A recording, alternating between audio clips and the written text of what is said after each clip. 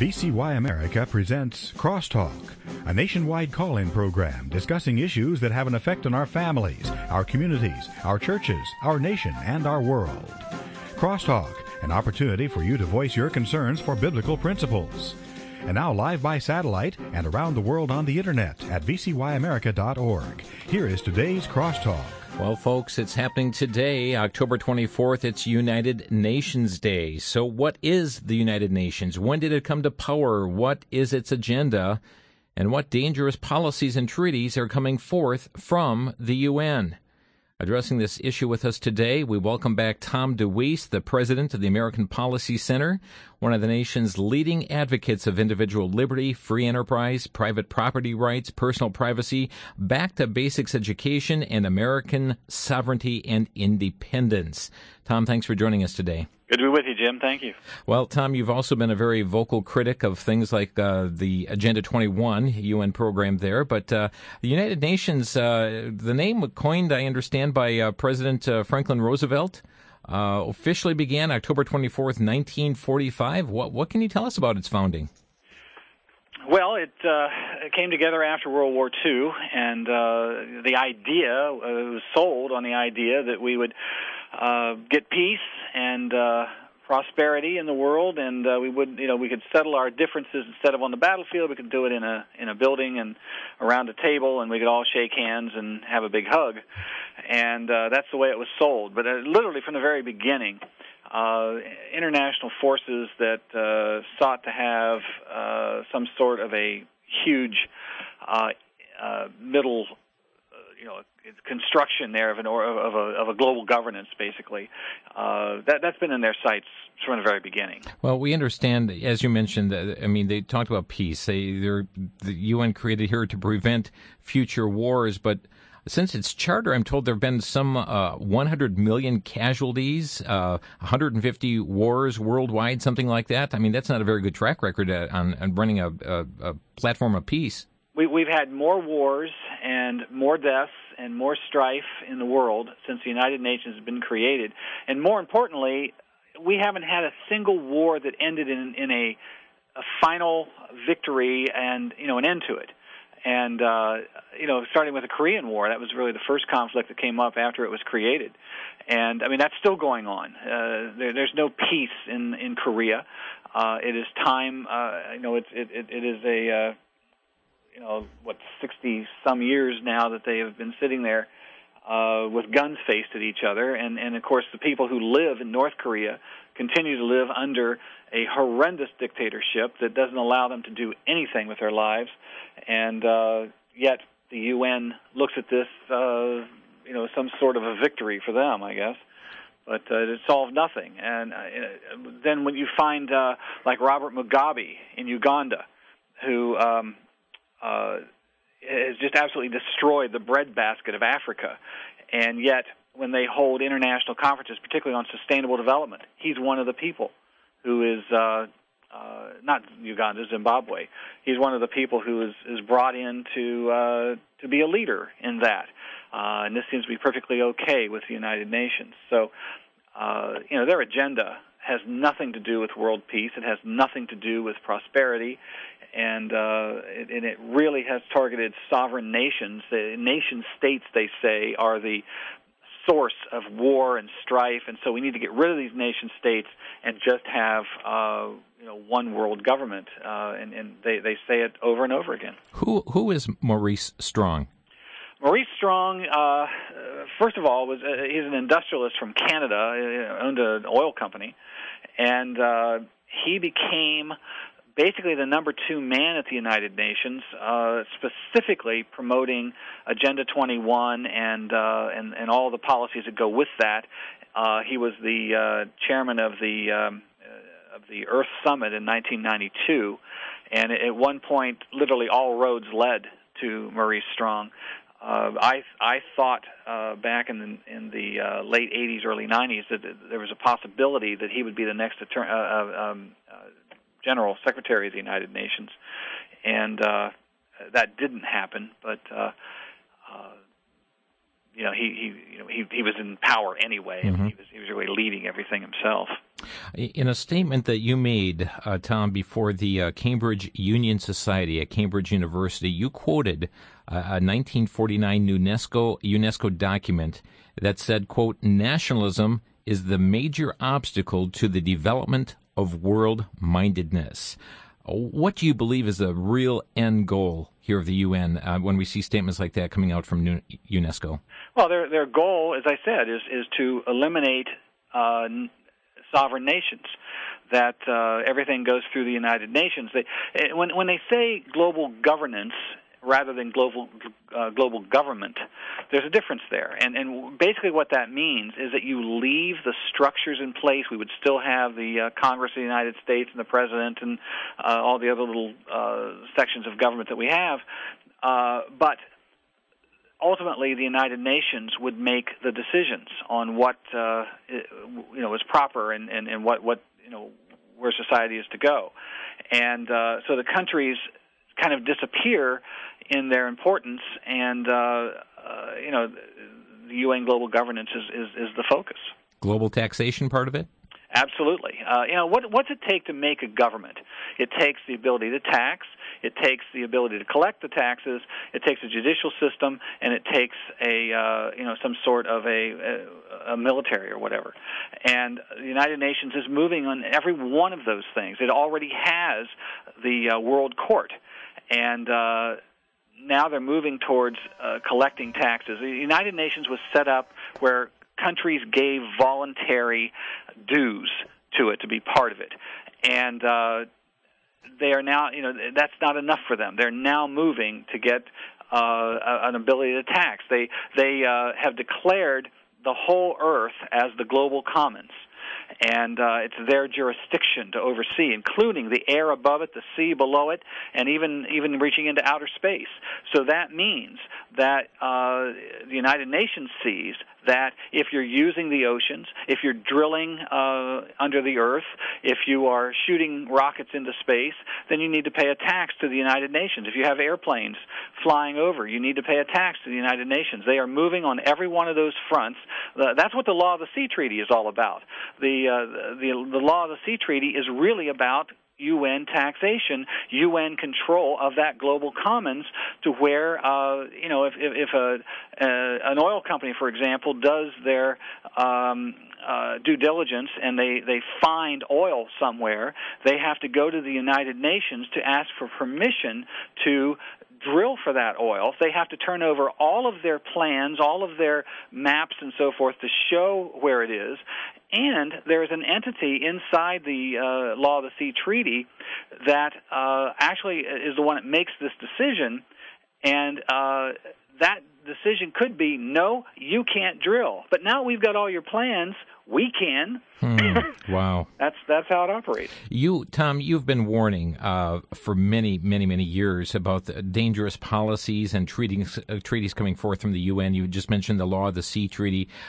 Tell us about some other treaties or policies that you are gravely concerned about as stemming from the UN. Well, obviously, number one with us is Agenda 21. This came out of the Earth Summit in 1992 and is literally transforming the very structure of the United States as well as other countries. We're a country that was built on the idea of free enterprise, limited government, individual liberty, and private property, and specifically that local government is a place that would have the most impact on our lives. Agenda 21, Sustainable Development, is changing that rapidly. Your local elected officials are being downgraded in their effectiveness through the appointment of non-elected boards, councils, regional governments that are making decisions that your local representatives that you elect to represent you there are beginning to be diminished in their power. And that's really what sustainable development is. It is a changing of the structure of our government. And so that's number one. The UN's got so many treaties and so many things. We talked about the Law of the Sea Treaty, which gives the UN the power to control every single waterway in the world, including streams running through your backyard, because they run into bigger waterways, which run into the ocean, which then gives them, the control over all that. And that includes the ditch that collects rainwater. Absolutely, yeah. And so you have that. Something that's being discussed right now in the UN and has gotten people extremely worried is they're working on an arms trade treaty. Mm-hmm. And of course the excuse is that there are a lot of arms in the world that are in the hands of bad people, and this is a means to cut that off. We just want to stop illicit trade of arms. But in truth, what it really is focusing on is our Second Amendment and our ability to own guns ourselves and have the United Nations make the decision whether you can own them or not. And what's interesting about it is the people who are behind this treaty, who are pushing for it, are some of the worst outlaw nations in the world, like Iran. It's playing a key role in the talks in putting that together. And the depth and the scope of where they're headed with this literally gives the United Nations the power to eliminate our Second Amendment. The UN Convention on the Rights of the Child? There's another one. This says the United Nations sets the standards of how you raise your children. We sometimes talk about the outrageous regulations that deal with parents trying to discipline their children, keeping we have these agencies, these children's services that come into our homes and take children away and so forth. A lot of those policies emanate from the United Nations, and the Rights of the Child Treaty is the very focus of it. And another one that we were seeing make a movement over the summer months was the UN Convention on the Rights of Persons with Disabilities. Where we see the United States basically give up their own sovereignty to the UN, that it was going to issue policies. That would even come down to how many disabled parking spots churches need to have, and opting in what they call in the best interest of the disabled person that supersedes the rights of parents in making those decisions. Well, the bottom line of all these programs is that in the United States, we are different from literally every other nation on earth, the way we were structured. We were structured under the idea that you are born with your rights, God-given rights, natural rights, however you want to say it, that you are born with those rights, and it's government's job to protect those rights and protect you from policies that would affect them.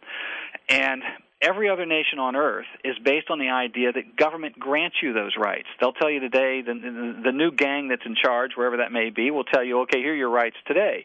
And the United Nations Declaration on Human Rights is based on that, the idea that the UN will decide what our rights are. And it's sad to say that in the public education system today, rather than talking about the Declaration of Independence and the Constitution of the United States, the children are being taught about the United Nations Declaration on Human Rights as the greatest document ever created by mankind. Mm. And literally, it's saying the UN will grant you what your rights are. And so there's the difference, and that's where everything comes from in the UN. Tom DeWeese is with us today, as today is United Nations Day. We're learning about its background and what its agenda is. We've got some more alarming information coming up here after the break as to some matters that are making their way through these United States right now. You're listening to Crosstalk on the VCY America Network.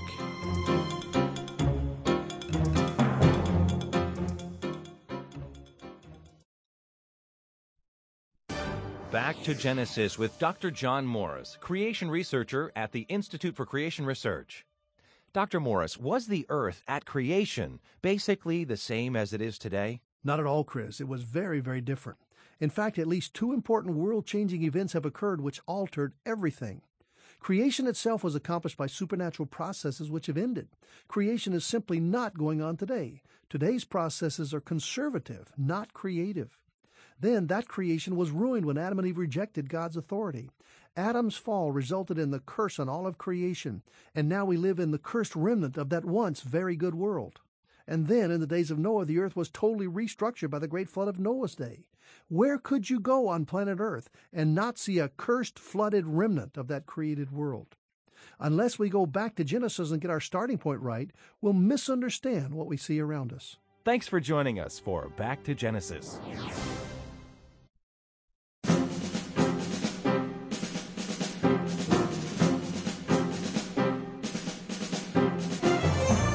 You're listening to Crosstalk on the VCY American Network. With us today is Tom DeWeese, the president of the American Policy Center, and we're talking about today being United Nations Day. What is this organization, when it came to power, what is its agenda, and some of the dangerous policies and treaties coming forth from the UN, whether it be the International Criminal Court, the Law of the Sea Treaty, Agenda 21, UN Convention on the Rights of the Child, the Arms Trade Treaty, the Convention on the Elimination of all forms of discrimination against women. I mean, on and on it goes. But what it does, folks, in every single situation, it destroys the sovereignty of our nation and grants that all to this United Nations.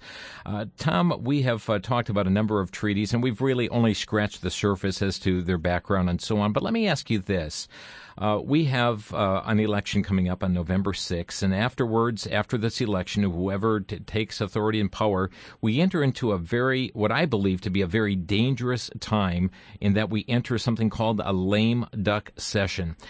Are you concerned at all by any of the possibilities of any of these UN treaties coming up and being considered in a lame duck session of the United States Senate? Yeah, very much so. I mean, if you look back on history, these lame duck sessions, we have lost more of our rights during those lame duck sessions than the rest of the time in Congress is in session. Mainly what happens is they don't want to touch these issues before the election, and so they leave them. They don't, we were able to block votes on a lot of bad things. One of the prime examples of that is NAFTA. The year that Newt Gingrich and the crowd, all the Republicans finally took control of the Congress, promising the contract with America and all that, a lot of people forget that once that November election was over and before they took control, in the lame duck session, that's when NAFTA was passed, and so that was a huge difference, and this is what we can look to, and I think probably one of them that is really looming on us is this gun control treaty, because they have been all summer at the UN working out the details to it. Obama and his campaign, his team has been in there working on it. George Bush had refused to accept it, but Obama moved right in, and they're working on it, and they've been working on this language, and it's done now. They're ready to bring it out right in time for a lame duck session, and Hillary has already come out in favor of it, and so, yeah, there's a very grave danger that this thing could be rushed through, even if Obama loses the election. And the Senate does need a 2/3 vote to ratify the treaty? It does, yes. Mm-hmm. But many of these issues, Tom, we're finding that, sad to say, there's bipartisan support for them. There is now 58 members of the Senate have said they would not vote for ratification of that treaty. And that would be enough to stop it. And so that's encouraging, and that's across party lines, because we don't have 58 Republicans in there. So, that's a possibility. But again, when the pressure is put on, you never know what's going to happen in the end. But, as it relates to the United Nations, you have developed a petition to the United States Congress. It's called a Declaration of Independence from the United Nations. Tell us about it. Well, this is something we've actually delivered more than 1 million of these to Congress over the last several years. In fact, we had a national news conference on Capitol Hill back in 2000 with when the UN was having the Millennium Summit. We were trying to draw attention to that and talk about how bad things were going to come out of the UN. And actually, Ron Paul and former Congresswoman Helen Chenoweth were there with us, Henry Lamb, and when we introduced this, essentially what the petition does is it takes its lead from our Declaration of Independence, and where the points were that Thomas Jefferson was making against the King of England, we found similar offenses by the United Nations, and we've added those in there. And it says why we oppose the United Nations for imposing taxes on us without our consent, which is out of the Declaration of Independence. Committees of the United Nations have proposed global taxes, including a tax on firearm purchases, taxation without representation. It's affected to render the military independent of and superior to the civil power. That was from the Declaration of Independence. Committees of the United Nations have proposed the establishment of a permanent standing UN army with the ability to enter any nation. Currently, soldiers of the United States who have pledged allegiance to their native land are being forced to serve UN military missions under foreign officers wearing UN insignias, on and on like that. We've taken these points, trial by jury. You've got the UN Criminal Court, which literally could take anybody. They sold this as a way that they were, would go after dictators in the world that needed to be taken care of. That's how they sold the criminal court. The truth of the matter is, if you go against UN policy, you could be brought up against that court. And it doesn't even have to be a leader of a country. It could be individuals in a nation that, for example, environmental regulations, if you've gone up against certain UN policies on that, could be brought up against on charges on the UN Criminal Court without a jury of your peers, with judges from, China, different places.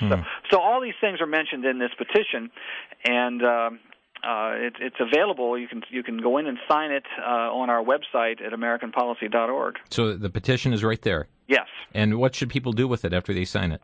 Well, first of all, when they sign it online, it'll go into Speaker Boehner's office and join the other million that we've turned in over there.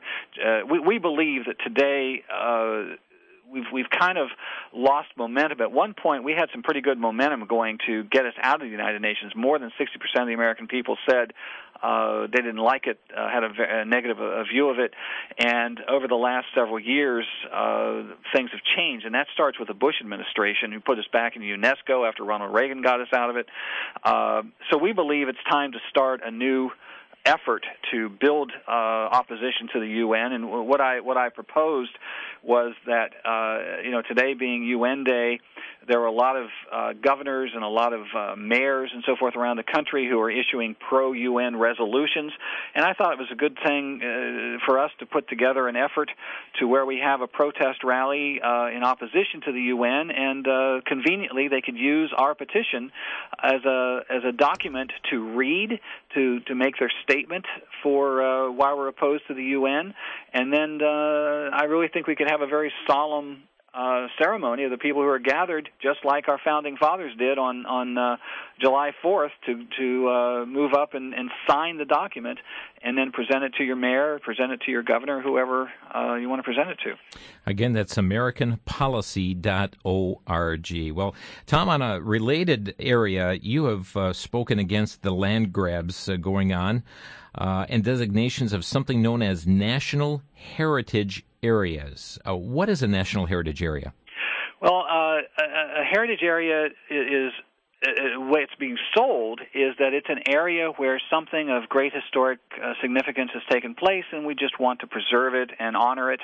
I've asked several congressmen what they think they're accomplishing by introducing a national heritage area, and they've told me almost unanimously that, they want to honor what's happened there. They want to do something that would help the local Chamber of Commerce to build tourism, to honor it, and have people come in and visit and build the economy and, all these sorts of things. That's why they're doing it. The problem with the heritage area, first of all, you take a heritage area, it has boundaries, and the boundaries encompass everything in that area. I mean, for example, I live in a heritage area called the Journey Through Hallowed Ground Heritage Area. This runs from Thomas Jefferson's home at Monticello in Charlottesville, Virginia, all the way up to Gettysburg, Pennsylvania, to the battlefield there. And there, inside that, there are something like 6 presidential birthplaces, lots of battlefields, other historic areas. It's a very historic area in that. But the problem is, all those historic areas have already been preserved. Rightly or wrongly, whether federal government should preserve them or not, or they should be done by private entity, whatever your case may be with that, the fact is they have been preserved. But the heritage area creates a boundary. And every home, every town, every road, every piece of property inside that heritage area is now inside the boundaries and is affected by this. And what about private property rights then? Well, there's the problem. And first of all, what happens here is, the congressmen say they just want to honor it. I've said to them, if that's all you want to do, then pass a resolution that says we honor what's happened there. It's wonderful, terrific. America is proud of that. But stop the money. The money comes through the National Park Service, millions of dollars. And what happens to that money is it's fed into the pockets of the very organizations who are pushing this. It's a growth product for them. The environmental groups, the preservation groups, planning organizations get their fingers into that pot, and they use that money. And how they use it, they all have private agendas. They all have goals of what they want to accomplish. And what they do is they begin to lobby and put pressure on local governments, city councilmen, county commissioners, to accept certain kinds of regulations. It might be regulations on, we don't want this kind of business here. It's regulations on development, on being able to build new homes in the area, or being able to put roads somewhere. Now, and many, many times, this is the dangerous part, many times you don't know that what's being done there has anything to do with the heritage area, because once the money is in the pockets of these groups, then they indirectly start pushing their own agenda, and they can very rightly stand up and say, oh, no, this has nothing to do with the heritage area. So now you talk to a congressman, and he says, oh, well, the heritage area didn't do that. It's just honoring what's happening there. But the fact of the matter is the money going through the process is the villain here. If you cut off the funds, first of all, they wouldn't be interested in doing it in the first place. Mm-hmm. Second of all, you wouldn't have the pressure that it creates. So therein lies the problem. Now, we have a situation in Virginia now. There's a new one being proposed called the Crooked Road heritage area. This covers 19 counties in it. Crooked Road, this is a euphemism. What it is a certain area of Virginia is home to a unique style of country music. And so they want to honor that. That's what they're talking about. And I have talked with a congressman who is working to put this in place. He is a Tea Party Republican. He was elected 2 years ago as a Tea Party Republican. And he says, absolutely, protecting private property is exactly what I want to do, have no interest in damaging private property, and he keeps pointing to wording in the legislation that says it will protect private property. That wording is this: nothing in this subtitle abridges the right of any property owner, including the right to refrain from participating in any plan, project, program, or activity conducted within the heritage area. What that's saying is you have the right to opt out. You can sit on your property and say, nope, I don't want to be part of the heritage area. You can't physically remove yourself from a boundary. That's why the boundary is there. Right. That language is absolutely meaningless, especially because of what I just said about this indirect control, where regulations are passed through city councils and county commissions that don't have any direct tie to the heritage area, but the money comes from there. And so you're affected by that. You can't opt out. If, say, I opted out and a neighbor 45 miles away wanted to opt out, and now you've got big holes in the boundary. Can't be done. Tom DeWeese is with us here today on Crosstalk. I've got a couple other probing questions I want to ask to them and ask of him, and then we'll certainly get to some phone calls here in a bit. If you want to get on board, we'll take calls a few minutes down the road, 800-733-9829. You're listening to Crosstalk here on the VCY America Network.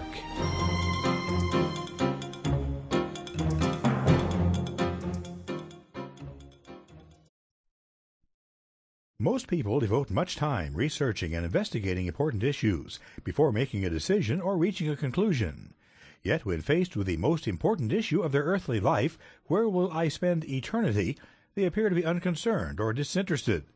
Since God does not promise anyone tomorrow, and man's eternal destiny is sealed at death, would it not be wise to investigate these things? That's the purpose of the book Preparing for Eternity, in which author Mike Gendron contrasts the truth of God's Word with the teachings and traditions he was taught for over 30 years in the Roman Catholic Church. He found that eternal life is not merited by good works, but is given freely by God's grace to those who put their faith and trust in the Lord Jesus Christ as their all-sufficient Savior. The book, Preparing for Eternity, is available for a donation of $17 or more to VCY America by calling 1-800-729-9829. That's 1-800-729-9829.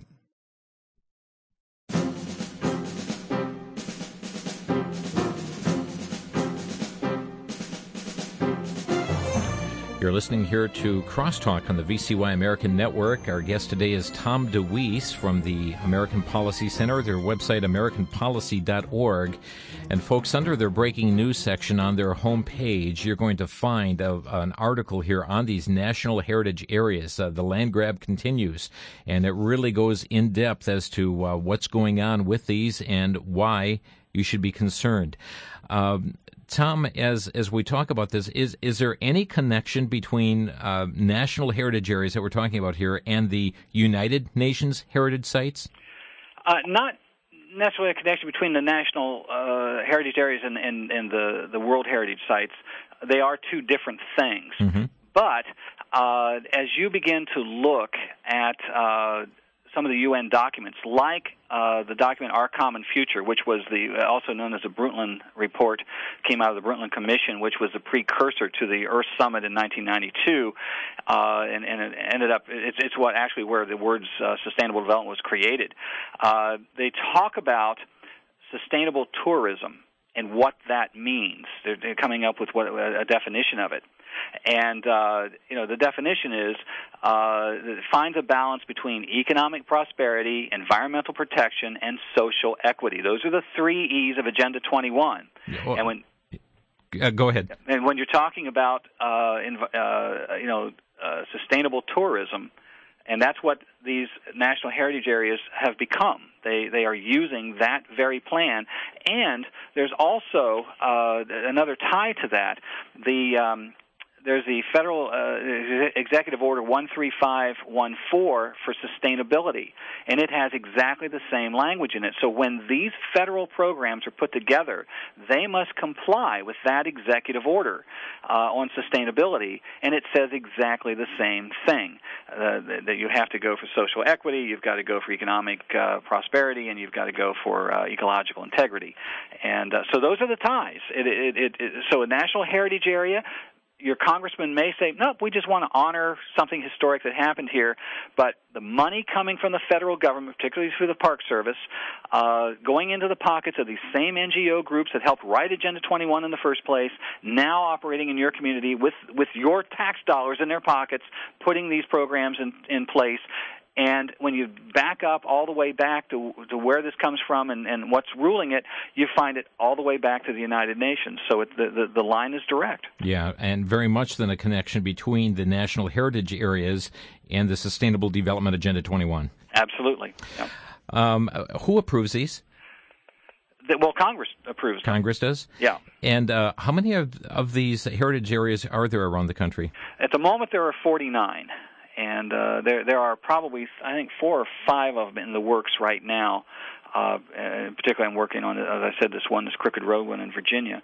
But there are other ones that are popping up now, too. And it's been kind of quiet over the last few years. We haven't heard a whole lot about it. But all of a sudden, they started to pop up again. Are there any champions you view in Congress who are taking a stand against these matters? Not yet. Not yet.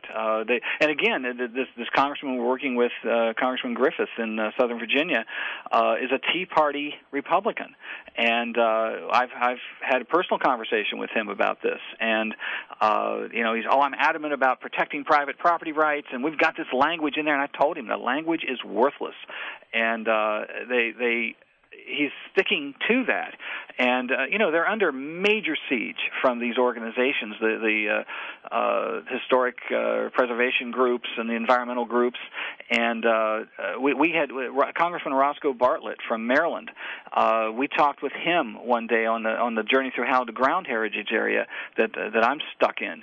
And I asked him that same question, what do you hope to accomplish? He said tourism, so forth. And I said, again, you can do this without the federal money. He actually introduced a bill doing exactly what we asked him to do. And he had his head handed to him. Congressman Frank Wolf from Virginia is one of the major proponents of heritage areas and pushes that property rights language like it was really something.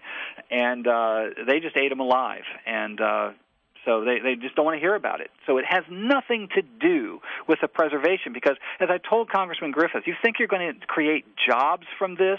The historic sites that are already inside the heritage area are already preserved. You're not going to create new tourism because you've now extended the boundaries to 19 counties. You're not going to bring anybody new in there. So it's not to create new jobs. I said to him that if you really want to create jobs, if that's your objective, then take the lead in pushing back these dire environmental regulations that are killing industry in your district, and begin to become a haven for free enterprise zones and bring industry back.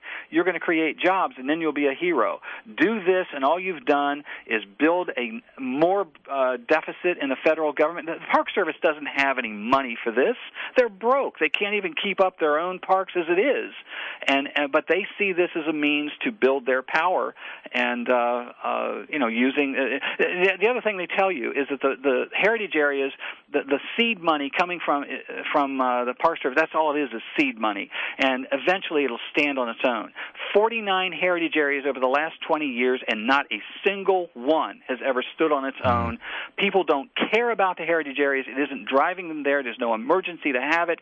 It is a pork barrel operation for these organizations to stuff their money with your tax dollars, and that is all it is. Our telephone number to Crosstalk, 800-733-9829. Let's go to Laura in Indiana. You're on the air. Yes, I'd like to ask Tom, is the UN planning to tax international Internet usage so we would be taxed to even use the Internet? The UN has plans to tax everything that creeps, crawls, and slithers. Oh boy! It's they don't want to leave anything over to once they get the ability to do it once to tax anything. Yeah. Then everything is fair game because it has precedence and they can follow it. Sure. That's why we have fought so hard to make sure they never get that ability to tax anything. But they're moving on as fast as they can. Well, Dick Morris has been on Fox News recently and talked about it probably 3 times briefly, how I think this is something that could even be pushed through, this year. And so have you heard about that? Anything really up to date?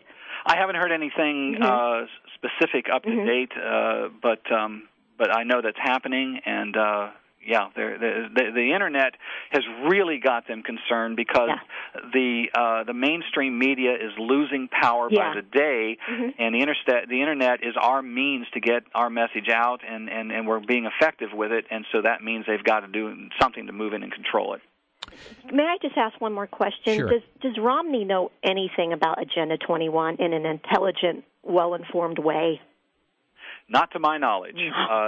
During the primary season, what did happen, there were, as the candidates went out to speak, they were pummeled with questions about Agenda 21. Oh, really? They would give their little lame answers of not knowing anything about it. Yeah. People would shout out to them, well, call Tom DeWeese. And Newt Gingrich's campaign did. He called me. I talked to them, gave him information, and within a few days he was on Sean Hannity's show talking about Agenda 21. The Internet lit up. After that, he did mention it in a debate, and he spoke about it on the stump on other things. So there was one, but most of them avoided the issue. You never heard it come up in a debate between Romney and Obama, and that's unfortunate because as they're talking about the economy and why the economy is in such bad shape, to give a specific example, the EPA regulations that are all Agenda 21 regulations that are destroying industry, destroying jobs, taking private property, stopping the ability to create American energy, all of these things have an effect on the economy, and not once did Romney bring that up. So I'm very disappointed in that. Thank you, Laura, for your call here. We're going next to Carol in Minnesota. You're on the air, Carol. Oh, hi. Yes, thank you for sharing the truth with us. My question kind of might have been answered the previous caller. It is, are both President Obama and Governor Mitt Romney committed to Agenda 21 and also to the policies of the UN? Romney is very fuzzy on this. Certainly, Barack Obama is doing everything he can to put all these things in place. Romney falls like so many others that we've been dealing with over the last 20 years as we've been fighting this. It was only in the last year and a half, 2 years, that any elected officials at any level began to talk about Agenda 21 and deal with this. Major conservative organizations were refusing to even mention it. They would talk about global warming, and they would talk about cap and trade, all parts of it, but they would never talk about Agenda 21. That has begun to change, and I think the way to get a Mitt Romney to begin to notice this and talk about it and do anything about it is the pressure that has to come from the bottom up. And we're beginning to work on that. We're beginning to have some successes, but at this moment it has not reached up to him. He has not mentioned this. They're afraid to mention the environment in any way because they'll get criticized for it. And but we're starting to change that paradigm, and I have faith that we can, do some things about it. But under Barack Obama, absolutely not. We will not make any progress with him on it. Thank you, Carol, for your question. Our guest here today, Tom DeWeese. Let's go next to West Milwaukee. And, John, you're on the air. Yes, afternoon. Agenda 21, it sounds like a catch-22. Is it giving the muscle to eminent domain? You cannot impose sustainable development to the Agenda 21 policies without the power of eminent domain. That's one reason that we're focusing on the property rights issue now as we go into county commissioners and city council meetings, asking them specifically, as you put these policies in place, what guarantees do I have that you're going to protect my private property rights? Because if private property rights are protected, they literally cannot implement Agenda 21 policies. So we're coming at it from that direction now, and that's a new tactic that we're using on it. All right, thank you. Thank you. Man's home is his castle. If you let it, if you give us permission to let it be. Tony in Milwaukee, you're on the air. Hi, thank you. Well, actually, I got two questions. One more came to mind. With all the ills we hear of the United Nations, maybe some of the good things that come out of there, such as, they give aid to countries that maybe have been stricken with some catastrophe or economic assistance, or even help bring in sanctions to evil governments. Could things in the UN be revamped instead of just doing it away?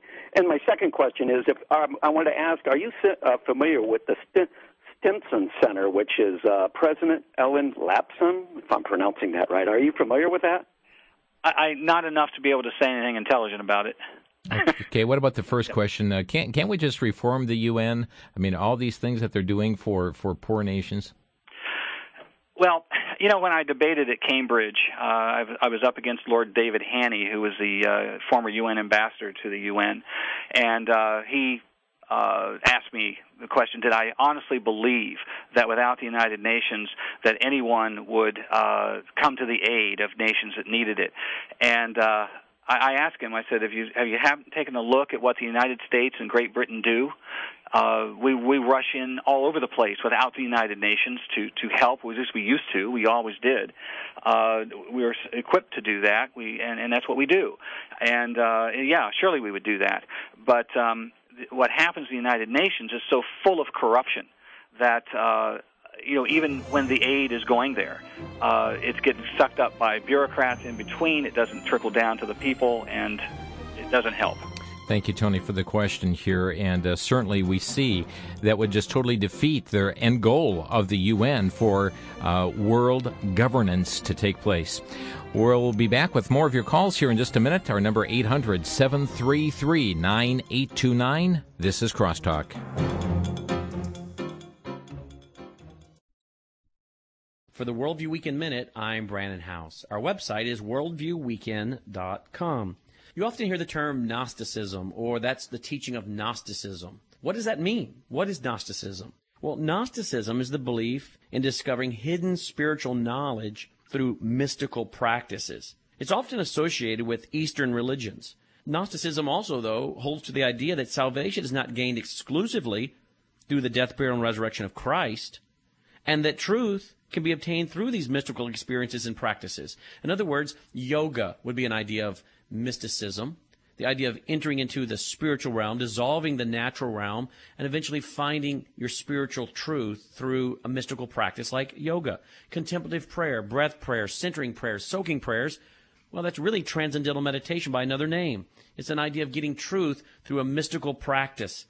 This is also known as Gnosticism. For the Worldview Week in Minute, I'm Brandon House.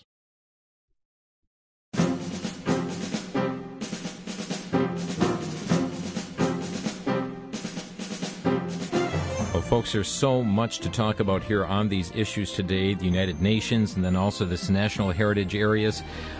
Little time, though, and that's why we encourage you to visit Tom's website, AmericanPolicy.org.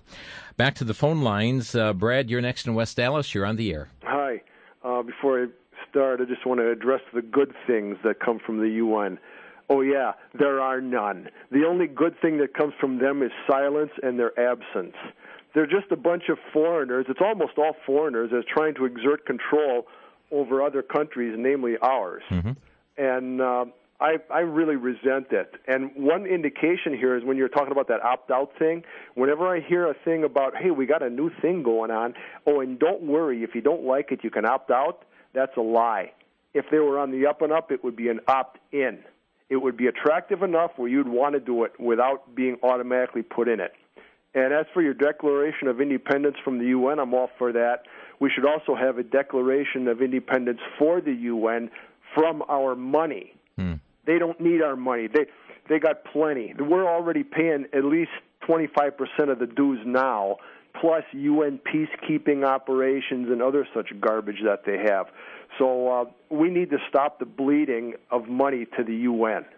Yeah, I couldn't agree with you more on everything that you said, and the previous caller mentioned about the getting rid of bad dictators and so forth is one of the things they do. The fact of the matter is they honor them. As I mentioned, Robert Mugabe is one of the worst criminals in the world, destroying the breadbasket of Africa, and yet he is honored and treated with respect and as a leader there. Name anyone that they consider to be a criminal in the United Nations that should be dealt with. Is it the leader of North Korea? No. Is it? So yeah, they. And then you give the forum for the likes of Ahmadinejad to come, to American soil and make his declaration with a worldwide audience. I mean, how accommodating can you get? Exactly. And they used to call George Bush a criminal. I mean, that's who they focused on. So there shows you the United Nations is based on one thing. It is based on power. Actually, two things: power and redistribution of wealth. Everything. The whole point I made at Cambridge when I debated there was that the United Nations, every single policy they have is based on redistribution of wealth. And I ended my talk by saying the United Nations is not dysfunctional as some reformists would have you believe. It is a criminal enterprise in which no moral nation should participate, let alone perpetuate. And the applause I got from that was from an entire audience of one-armed people. Thank you, Brad. Appreciate the call. A caller from Wisconsin, go ahead. You're on the air. Hi, Jim. I just wanted to inform the Wisconsin listeners that they're trying to do this with the Fox Valley River area. So just some information for you. The heritage area? Yeah. Yeah. Yep. Through the U.S. Congress? Yep. Okay. I've been reading about it, and it's a pretty large area, so. Thank you so much. Let's go to Pensacola, Florida. Doug, you're on the air. Yeah, when Harry S. Truman, when the UN was formed in 1945, Harry S. Truman said it was their last best hope for peace for mankind, and that the UN was going to usher in the greatest era of peace the world has ever known. I was doing some research on Wikipedia not too long ago and found a list of wars that have been fought in the 20th century up till the present. And since the UN was formed in 1945, there have been 177 wars fought. And none with resolution. That's the thing. Even in Vietnam, there was no ability. Our hands were tied so hard, so badly that we couldn't stand up and do what needed to be done. We had all kinds of rules about whether we could cross over here or cross over there, and there's no ability to have all-out war and finish it, which is what needs to happen in a war. If you're going to fight it, end it, and win it. And that has not been possible since the inception of the United Nations. Thank you for your call. And our final call today is coming from Josh in Waukesha. You're on the air. Yeah, I just have a quick comment and a question. Basically, my comment, I think the UN, we just got to keep our eye on it. It's prophesied in the Bible. I'm not big on end times, but there's going to be one world government, and I think the UN may be one of the biggest enemies to the true Church of Christ, and there's a big brother type of thing that's going on with that is really disturbing to me on several levels, especially when it's concerning, how we parent our children. But my main question is if these heritage foundation or these heritage areas that are being designated, if there's any possibility for down the road that this could open up an avenue for the UN to be shutting down churches simply because they are within these so-called borders, regardless of whether they opt out or not. And I'll hang up and let you guys discuss that. Thank you very much. Thank you, Josh. What about religion-free zones, Tom? Well, you see, through the United Nations, they are really moving to again make a one-world religion that everything just kind of morphs into, and you see that happening inside the UN, and watching what is happening on several other faces of things, you find anything is possible. And so down the road, the bottom line is you don't want to give them the opportunity to do anything like that. It may sound far-fetched that they could end up doing that, but look at some of the things they've done in the past, and which we thought were far-fetched back then, and they're doing it. Yeah. And they have no shame, and they have an agenda. You need to know that agenda and know where they're headed with it, and not give them the opportunity to get a foothold. Well, Tom, we appreciate you taking some time out of your schedule today to join us. Tell us, give us a word about your website. Our website, AmericanPolicy.org. We're the American Policy Center. Been around about 25 years, fighting for individual liberty, private property rights, limited government. Private property rights is our main focus right now in Agenda 21. And you'll find on the website a 15-year archive of articles on many of these issues. And we've got our action alert system called Sledgehammer. You can sign up for free. We send it out by email.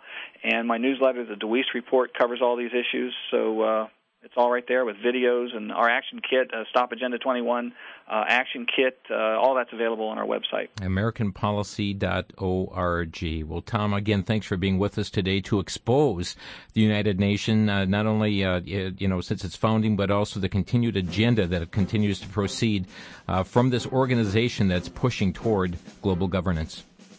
My pleasure. Thank you. And, folks, thanks for joining us here today on Crosstalk. We'd encourage you to inform others about the program. Get a CD of the program or take the link that will be up on our site within a couple hours to today's audio and share it with others to inform them regarding the issues you hear about on Crosstalk. Thanks for joining us.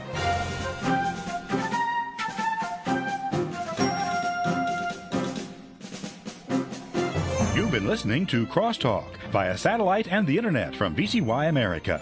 Views expressed may or may not be those of this station. For a CD of today's program, send a donation of $6 or more to VCY Tape Ministry, 3434 West Kilbourne Avenue, Milwaukee, Wisconsin, 53208, or download by RSS or podcast from crosstalkamerica.com. And join us again for Crosstalk.